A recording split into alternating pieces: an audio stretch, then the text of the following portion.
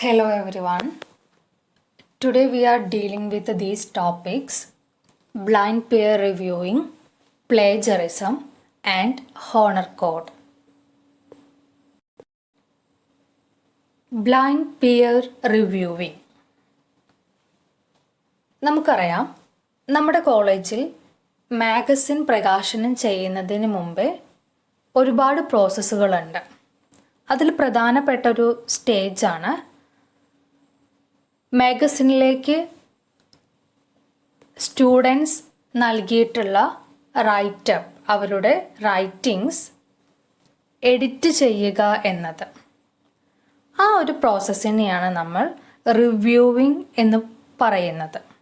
അതുപോലെ ഒരു പ്രോസസ്സ് തന്നെയാണ് ബ്ലൈൻഡ് പിയർ റിവ്യൂവിംഗ്. എന്താണെന്ന് നോക്കാം. A paper submitted by a scholar for publication is sent to other reviewers by the editor of the journal without revealing the name and details of the writer. The reviewers read the paper and determine if the paper is worth publishing. അതായത്, ഒരു വ്യക്തി എഴുതിയ കൃതി, ഒരു writeup, കഥയോ കവിതയോ മറ്റ് ലേഖനങ്ങളോ എന്തുമാകാം, അത് publish ചെയ്യുന്നതിനായി ഒരു ജേർണലിൻ്റെ എഡിറ്ററിന് അയച്ചു കൊടുക്കുന്നു. എഡിറ്റർ അത് റിവ്യൂ ചെയ്യാൻ എഡിറ്ററിന് കീഴിലുള്ള മറ്റു റിവ്യൂവേഴ്സിന് ഫോർവേഡ് ചെയ്യുന്നു. ഇങ്ങനെ ഫോർവേഡ് ചെയ്യുമ്പോഴുള്ള സവിശേഷത എന്താണെന്ന് വെച്ചാൽ, without revealing the name and details of the writer. Without revealing the name and details of the writer. ആ കൃതി എഴുതിയിട്ടുള്ള റൈറ്ററിൻ്റെ പേരോ ഡീറ്റെയിൽസോ അവിടെ റിവീൽ ചെയ്യുന്നില്ല.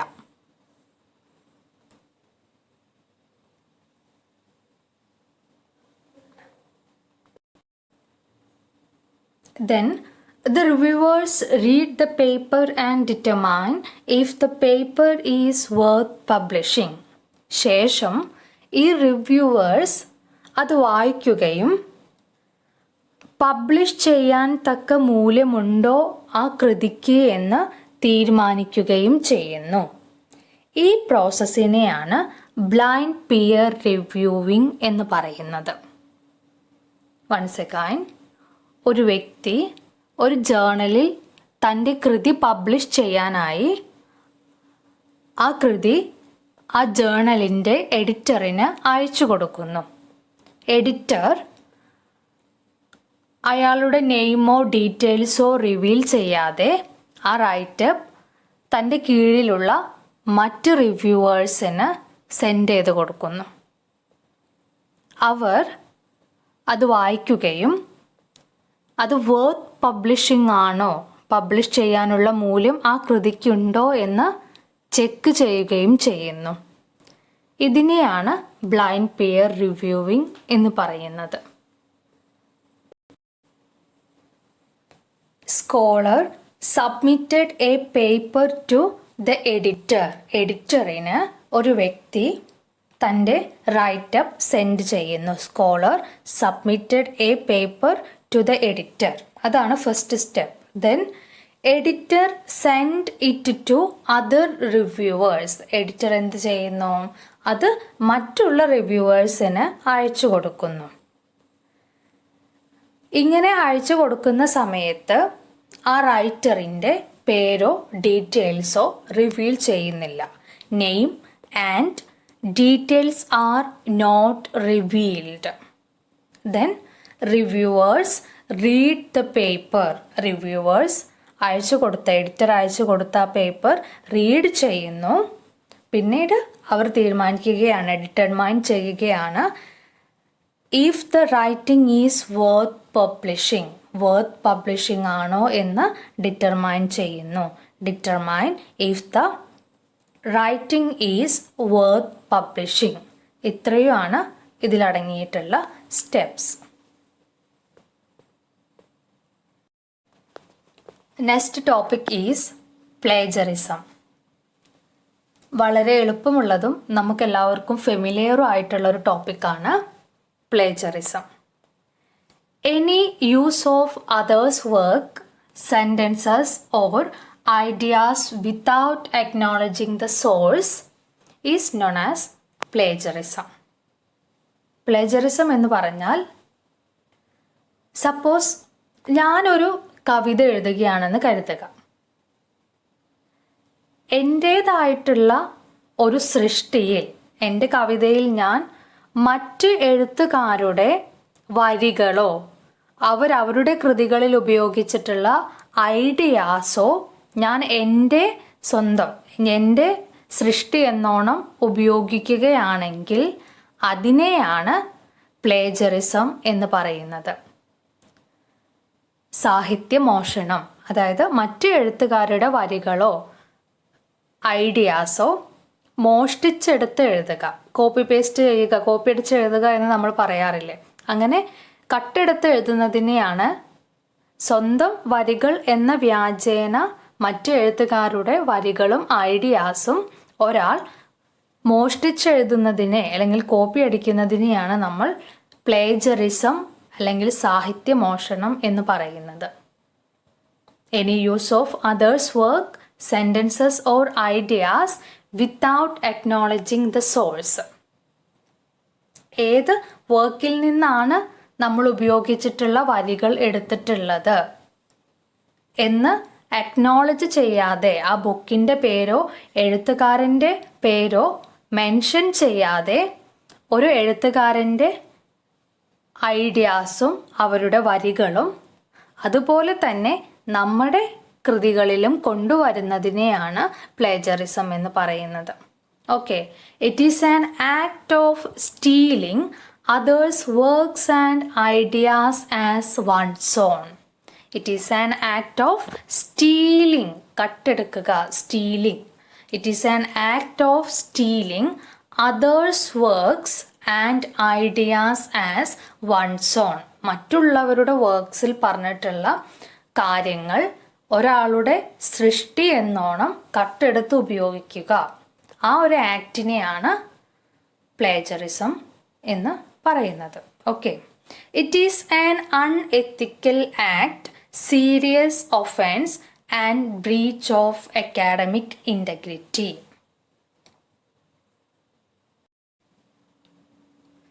ഇതൊരു അൺഎത്തിക്കൽ ആക്ട് ആണ്, അതുപോലെ തന്നെ സീരിയസ് ഒഫൻസ് ആണ്.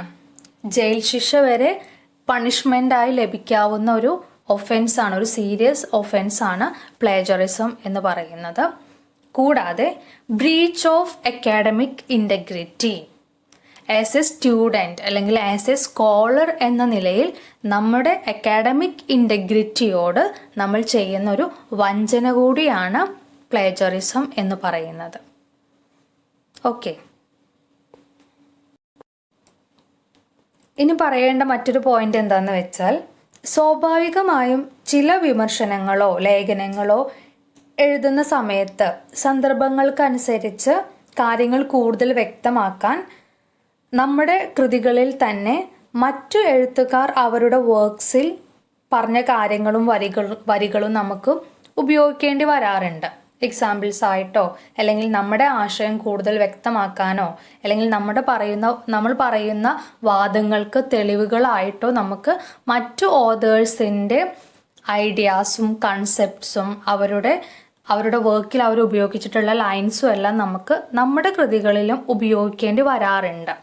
അപ്പോൾ പ്ലേജറിസം എന്ന ഈ ഒരു ആക്ട് ഒഴിവാക്കാനായി ഇത്തരത്തിൽ മറ്റ് ഓതേഴ്സ് അവരുടെ വർക്കിൽ പറഞ്ഞിട്ടുള്ള കാര്യങ്ങൾ ഉപയോഗിക്കുമ്പോൾ നമ്മൾ സൈറ്റേഷൻ നൽകണം.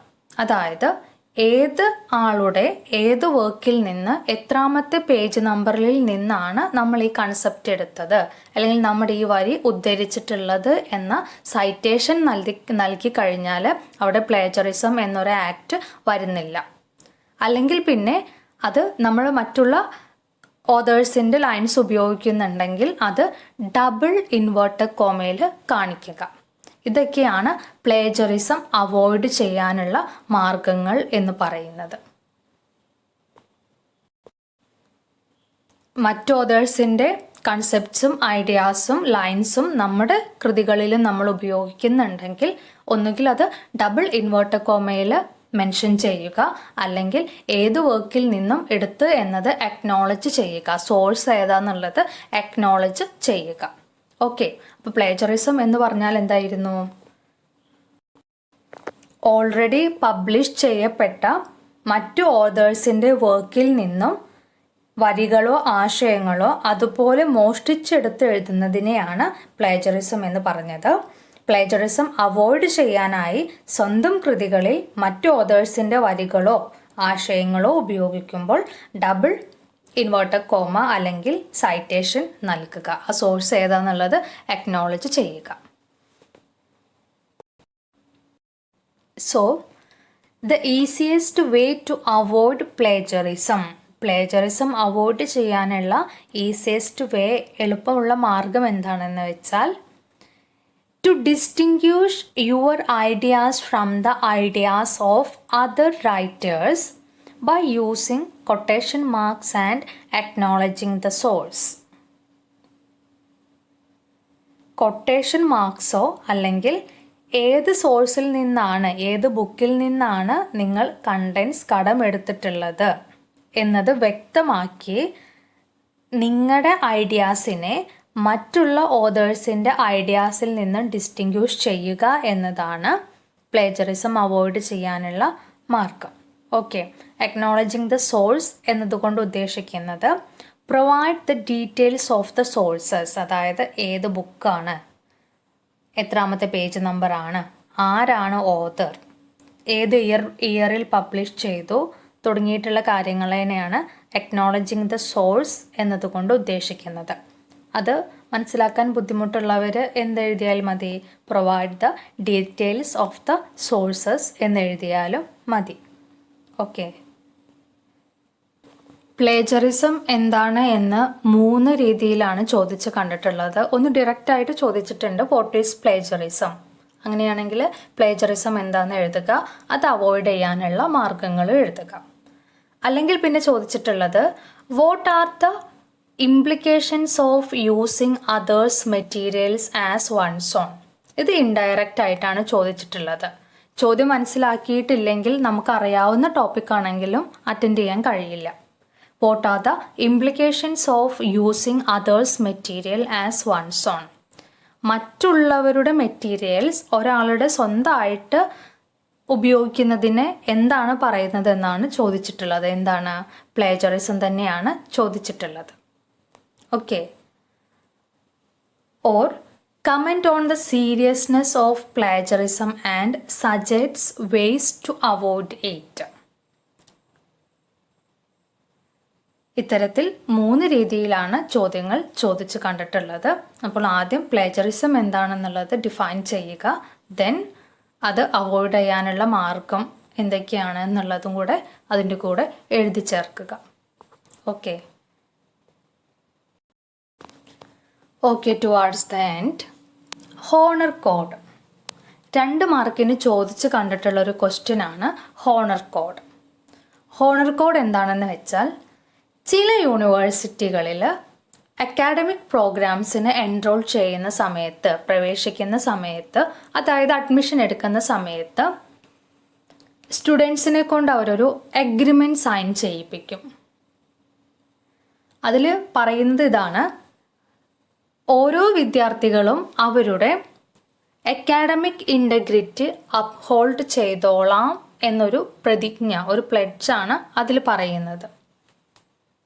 അതായത് പ്ലേജറിസം, നമ്മൾ പറഞ്ഞു പ്ലേജറിസം എന്ന് പറഞ്ഞാൽ ഒരു സീരിയസ് ഒഫൻസ് ആണ്, അതൊരു അൺഎത്തിക്കൽ ആക്ട് ആണ്, ബ്രീച്ച് ഓഫ് അക്കാഡമിക് ഇൻറ്റഗ്രിറ്റി ആണെന്നൊക്കെ പറഞ്ഞു. പ്ലേജറിസം പോലുള്ള അൺഎത്തിക്കൽ ആക്ട്സ് ഒന്നും കമ്മിറ്റ് ചെയ്യില്ല. തൻ്റെ അക്കാഡമിക് ഇൻറ്റഗ്രിറ്റി അപ്ഹോൾഡ് ചെയ്തോളാം എന്ന് ഒരു സ്റ്റുഡൻറ്റ് എടുക്കുന്ന പ്ലെഡ്ജിനെയാണ് നമ്മൾ ഹോണർ കോഡ് എന്ന് പറയുന്നത്. അതൊരു എഗ്രിമെൻ്റായി അവർ സൈൻ ചെയ്ത് കൊടുക്കുന്നുണ്ട്. എപ്പോൾ? അവരുടെ യൂണിവേഴ്സിറ്റികളിൽ അഡ്മിഷൻ എടുക്കുന്ന സമയത്ത്. ഇതിനെയാണ് ഹോണർ കോഡ് എന്ന് പറയുന്നത്. Honour code is like a pledge. അതൊരു പ്ലെഡ്ജാണ്, ഒരു പ്രതിജ്ഞയാണ്. Taken by students that they will uphold academic integrity and ethical behaviour.